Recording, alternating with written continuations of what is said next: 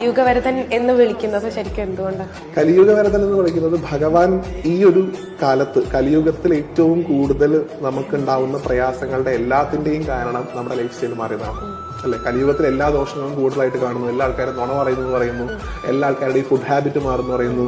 എല്ലാവരും ലൗകികമായിട്ടുള്ള സുഖങ്ങളിൽ മാത്രം ഭ്രമിച്ചുകൊണ്ട് ആധ്യാത്മികപരമായിട്ടുള്ള കാര്യങ്ങളൊക്കെ തന്നെ മാറ്റിവെക്കുന്ന സമയമാണ് കലിയുഗം എന്ന് പറയുന്നത്. നോക്കൂ, അയ്യപ്പസ്വാമി എന്ന് പറയുന്ന ഒരാൾ ഉണ്ടായിരുന്നുകൊണ്ടാണ് ഞാൻ ബിലീവ് ചെയ്യുന്നത് കേരളത്തിൽ കുറച്ചെങ്കിലും ആധ്യാത്മിക പാരമ്പര്യം ഇന്നും മുന്നോട്ട് പോയിക്കൊണ്ടിരിക്കുന്നത്. ഈ വൃശ്ചിക മാസം മണ്ഡലവിളക്ക്, ശബരിമല, ഈ ഒരു കൺസെപ്റ്റ് ഉള്ളത് കൊണ്ട് മാത്രമാണ് ഇന്നും കുറെ ആൾക്കാർ കുറച്ച് ദിവസം അയ്യപ്പന്റെ നാമം ഉറക്കെ വിളിക്കാൻ. നമുക്ക് ഏത് ക്ഷേത്രത്തിൽ പോയിട്ട് നാമം ചൊല്ലാൻ ഭയങ്കര മടിയാണ് അല്ലെ. നമ്മളിങ്ങനെ കുരുമുല പറഞ്ഞുകൊണ്ടിരിക്കുന്ന കേൾക്കുന്നുള്ള മടിയാണ്. കുന്താരം തന്നെ പറയുന്നു ഗുരുവായൂരപ്പന്റെ നാണം കൈവിട്ട് കൈകൂപ്പി സ്തുതിപ്പിന്നാണ് പറഞ്ഞേക്കുന്നത്. അങ്ങനെ ചൊല്ലാനാണ് പറഞ്ഞേക്കുന്നത്. നമുക്ക് മടിയാണ്. പക്ഷെ ഏതൊരാളും ഉറക്കെ വിളിക്കുന്ന ഒരു നാമയുള്ള സ്വാമി ശരണമയ്യപ്പ എന്നുള്ളതാണ് അല്ലെ. ഒരു മടിയില്ല വിളിക്കാൻ, ഒരു കുഴപ്പമില്ല അവിടെ പോയിട്ട് ഉറക്കെ വിളിക്കാൻ. അതെന്തുകൊണ്ട് ആ സ്വാമി എന്ന് പറയുന്ന ഒരു ചൈതന്യത്തിലുള്ള വിശ്വാസമാണ്.